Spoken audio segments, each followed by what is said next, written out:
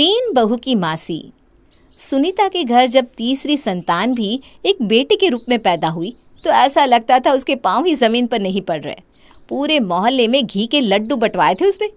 तीन तीन बेटों की माँ हो, ऐसा सोचकर गर्व से सीना चौड़ा करके घूमती थी वो। खैर, देखते ही देखते 3 बच्चों का बचपन बीत गया और उसके तीनों बेटे जवान हो गए। अरे भाई सुनीता, अब तो तेरे बेटे जवान हो गए हैं, बहू लाने का समय आ गया। अब तो घर की जिम्मेदारी तीनों बहुओं को सौंप कर तू ठाठ से अपना बुढ़ापा बिताना। ठीक कहती हो तुम दीदी, इसी दिन के इंतज़ार में तो अपना जीवन बिताया है मैंने। अरे 3 लाठी है मेरे पास। मेरा बुढ़ापा तो बहुत सुकून से कटने वाला है। ऊपर वाले की बड़ी कृपा है जो उसने एक नहीं 3 बहू लाने का सौभाग्य मुझे दिया। जब तक बहुएं नहीं आई थी तब तक सुनीता को ये खुशफहमी थी कि बहू के आने के बाद उसका जीवन बहुत ही सुखमय और आनंदित हो जाएगा। लेकिन बेचारी सुनीता को क्या पता था कि एक छत के नीचे 3 बहुओं को रखने का मतलब था घर को कुश्ती का अखाड़ा बनाना। खैर, अपनी मस्ती में मगन सुनीता एक एक करके 3 बेटों के लिए सुंदर, सुशील और सुशिक्षित बहुएं ले आती हैं। 3 बेटों की शादी के बाद दीपा, दिशा, निशा, अरे भाई कहाँ हो मेरी त्रिदेवियों? 8 बजने को आए, अभी तक दर्शन नहीं दिए किसी ने। अब क्या जब तक मैं आवाज़ नहीं लगाऊंगी तुम अपना कमरा छोड़कर बाहर नहीं आओगी क्या? क्या बात है माँ जी, क्यों सुबह सुबह मेरे कमरे के बाहर शोर मचा रही हैं? अरे भाई शोर नहीं मचा रही हूँ, मैं तो बस ये पूछ रही हूँ कि तुम तीनों की सुबह हो गई हो तो 1 कप चाय पिला दोगी या नहीं? अरे माँ जी, खूब समझती हूँ मैं आपकी चालाकी। आपकी ये सारी धौंसना मुझ पर ही चलती है। खूब अपने इशारों पर नचाया आपने इतने साल मुझे, लेकिन अब ये छोटी बहुएं आ गई हैं ना, इनसे तो आप 1 कप चाय भी नहीं बनवा पा रही हैं। अगर आप तीनों को आवाज़ लगा रही थी तो उनके दरवाजे पर जाकर बोलना चाहिए था ना।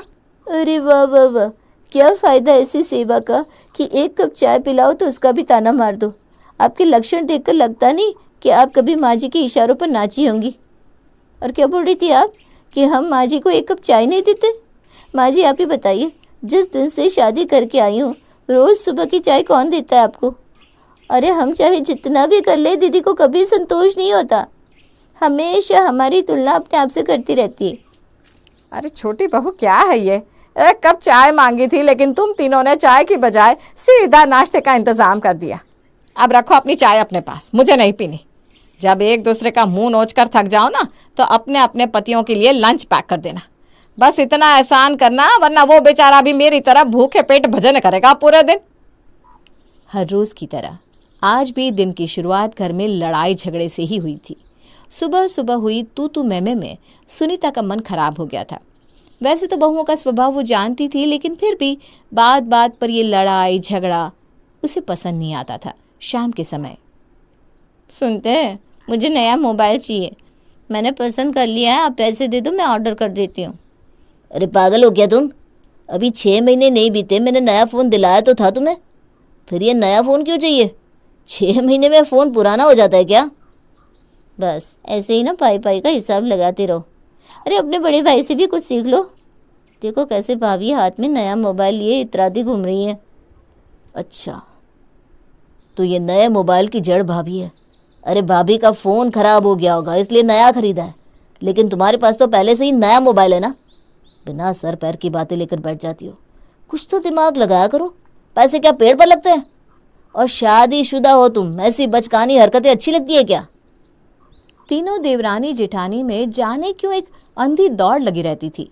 हर समय तीनों अपने आप को एक दूसरे से बेहतर दिखाने में लगी रहती, जिसका सीधा असर तीनों भाइयों की जेबों पर पड़ता।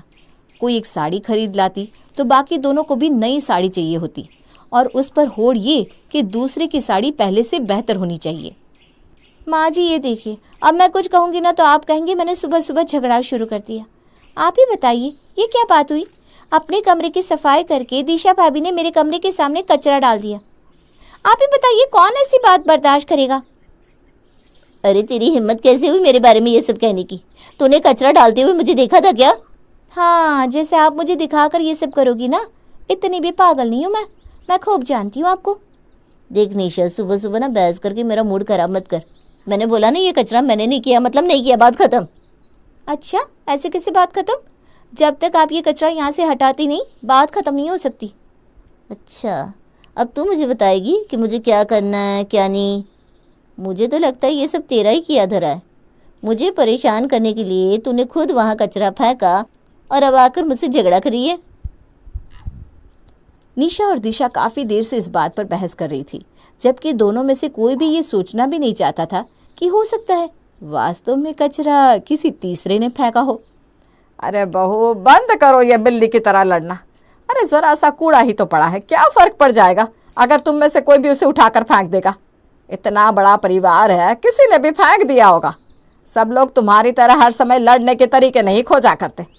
जाने दो, मैं साफ कर देती हूँ, लेकिन भगवान के लिए अब ये झगड़ा बंद करो। सास के बीच बचाव करने पर दोनों बहुएं शांत हो गई थी, लेकिन मन में वैसे की वैसी। अब तो ये घर में हर रोज की बात हो गई थी। घर के काम हो या घर में आने वाला छोटे से छोटा सामान, उन तीनों को हर बात में एक दूसरे के साथ प्रतिस्पर्धा थी। कुछ दिन बाद, सुनीता कैसी है तू? क्या बात है, अब दीदी की याद नहीं आती क्या? अरे दीदी आइए ना, ऐसी बात नहीं है कि आपकी याद नहीं आती है। बस आजकल ना मन कुछ उखड़ा सा रहता है, तो किसी से भी मिलने जुलने या बात करने का मन ही नहीं करता। आप बताओ कैसी हो आप? बस राम जी की कृपा है, मैं तो ठीक ठाक ही हूँ। बहुत दिन से तेरा कोई समाचार नहीं मिला था, तो मन किया तुझसे मिलने चली आऊँ। अब आ गई हूँ ना, तो 10 दिन रुक कर जाऊँगी और तेरी तीनों बहुओं से सेवा करवाऊँगी। बोल, मंजूर? अरे दीदी, बहू से क्या सेवा करानी, अभी आपकी बहन जिंदा है। आप हुक्म करिए, आपकी सेवा करने के लिए मैं हाजिर हूँ। अरे चुप कर तू। 3 बहू के होते हुए तो इस बुढ़िया की सेवा क्यों करेगी? बड़े बुजुर्गों की सेवा करते हुए बच्चे अच्छे लगते हैं। तू जरा बोल तो बहू को, कितनी देर हो गई मुझे आए, अभी तक चाय पानी लेकर भी नहीं आई। दिशा, दीपा, निशा, देखो तुम्हारी मौसी आई है, आकर आशीर्वाद ले लो बेटा। सास के बुलाने पर तीनों बहुएं आकर मौसी सास के पैर छूती हैं। खुश रहो बेटा, खूब आनंद से रहो। अच्छा बेटा, मेरे लिए ज़रा एक कप बढ़िया सी चाय बना देना, और हाँ, थोड़े पकौड़े भी तल लेना। मौसी जी की बात सुनकर तीनों एक दूसरे की शक्ल देखने लगती हैं। अरे ऐसे क्यों खड़ी हो जैसे सांप सूंघ गया हो? जाओ जाकर चाय नाश्ता बना दो। अच्छा छोटी बहू, ऐसा कर, तू चाय नाश्ता बना ले। बड़ी बहू थोड़ा मेरे पाँव की मालिश कर देगी, बड़ा लंबा सफ़र काट के आई हूँ ना। दोनों देवरानी जिठानी को काम में लगा देख मछली बहू धीरे से वहाँ से खिसकने लगती है। अरे मंजली बहू, तू कहाँ जा रही है? देख मेरा बैग है ना, उसे ले जा, उसमें सारे गंदे कपड़े भरे हुए हैं, तो इन्हें बढ़िया से धोकर इस्त्री करके लिया। बेटा मैं ना यहाँ आने से पहले हरिद्वार गई थी, इसीलिए सारे कपड़े गंदे हो गए हैं। और सुन, आज ही धो देना सारे कपड़े, हैं? क्या है कि पहनने के लिए कोई कपड़े बचे ही नहीं। तीनों बहुओं को काम में लगाकर मौसी जी आराम से बहन के साथ बातें करने लगती है। जब से मौसी जी आई थी, घर में काम काफ़ी बढ़ गया था। मौसी जी घर के काम बहुओं में ऐसे बांट देती कि तीनों बहुओं का एक दूसरे से सामना कम ही होता, जिससे उनके बीच झगड़ा भी नहीं हो रहा था और सारा काम भी निपट जाता था। 2 दिन बाद, बड़ी बहू एक बात कहूँ, तू ना रह गई वही सीधी सादी गऊ।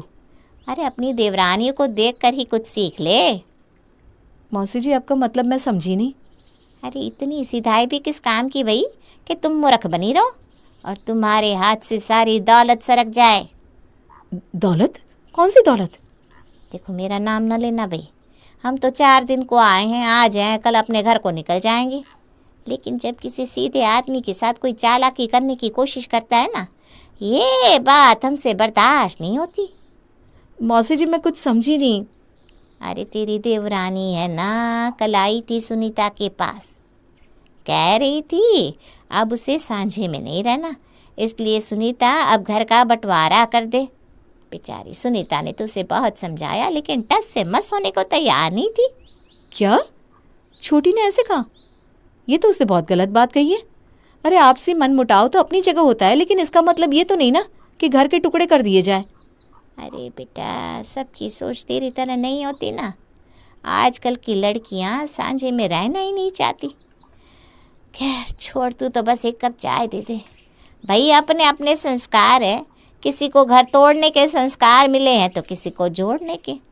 मौसी की बात सुनकर बड़ी बहू दीपा को बहुत दुख पहुंचा था। सिर्फ दुख ही नहीं, अपनी देवरानी की सोच पर उसे अभी भी काफी हैरानी हो रही थी। अगले दिन, अरे मंजली बहू, कहाँ बिजी हो भाई? तुम तो बस अपने काम में लगी रहो, कुछ पता भी है घर में क्या चल रहा है? बड़ी बहू अपना अलग घर ले रही है, कह रही थी अब ये डाउन मार्केट लोगों के साथ नहीं रहेगी। क्या अलग घर ले रही है? ऐसे कैसे? इस घर में उन्हें ऐसी क्या समस्या है जो अलग घर लेने की जरूरत आन पड़ी? और ये डाउन मार्केट किसे कहा उन्होंने? अरे बेटा अब क्या बताऊं, कह रही थी उसने इतने साल अकेले घर संभाला और जब से ये दोनों आई है इन्होंने सब बेड़ा गर्क कर दिया। एक नंबर की निकम्मी और कामचोर है दोनों देवरानियाँ। सच में बेटा मुझसे तो सुना ही नहीं गया। अरे भाई तुम्हें साथ ना रहना हो तो मत रहो, लेकिन ऐसे बदनामी करना तो सही बात ना है ना। और मैं तो खुद देख रही हूँ तुम दोनों छोटी हो, इसलिए हर दम काम में लगी रहती हो। जिस दिन से आई हूँ तुम दोनों को ही रसोई में पीसते देखती हूँ, बड़ी तो काम के नज़दीक आना ही नहीं चाहती। हाँ मौसी जी, एकदम ठीक कह रही हो आप। भाभी की तो आदत है हर समय चिल्ला चिल्ला के बस अपने ही काम के प्रचार करने की। फिर भी भाभी को ना इस तरह नहीं बोलना चाहिए। हम छोटे हैं तो क्या हुआ, हमारा कोई आत्मसम्मान नहीं है क्या? जिनकी जैसी सोच होती है ना बेटा, वो ऐसी ही बातें करता है। तो छोड़, मेरे लिए एक कप चाय बना दे बेटा, सर में ना बड़ा दर्द हो रहा है। अब बैठिए, मैं आपके लिए चाय लेकर आती हूँ। मौसी की कही बातों से निशा के मन में अपनी जिठानी के लिए कड़वाहट भर गई थी। ऐसा सिर्फ निशा के साथ नहीं हुआ था, बल्कि दीपा का भी यही हाल था। वो भी मन ही मन देवरानी निशा से चिढ़ी बैठी थी। मौसी की लगाई आग से इधर बहुओं के मन में रंजिश भरती जा रही थी, दूसरी ओर मौसी जी चुपचाप अपना काम करने में लगी हुई थी। अरे दिशा बेटा आओ आओ, मैंने ही बुलवाया है तुम्हें। भाई देखो तुम्हारी तो मुंह दिखाए में मैं ज़्यादा कुछ दे नहीं पाई, सोचा तुम्हें बुलाकर अकेले में दे दूं। अरे मौसी जी, इसकी कोई ज़रूरत नहीं है, आपने मुंह दिखाई दी तो थी। और अब मैं कौन सी नई दुल्हन हूँ जो मुंह दिखाई लूँ? बेटा तेरी बात सुनकर ना मेरे मन को बड़ी तसल्ली मिली है। कम से कम एक बहू तो ढंग की आई है सुनीता के घर। बुरा ना मानना बेटा, सच बात यही है कि तुम्हारी दोनों जिठानियाँ एक नंबर की लालची है।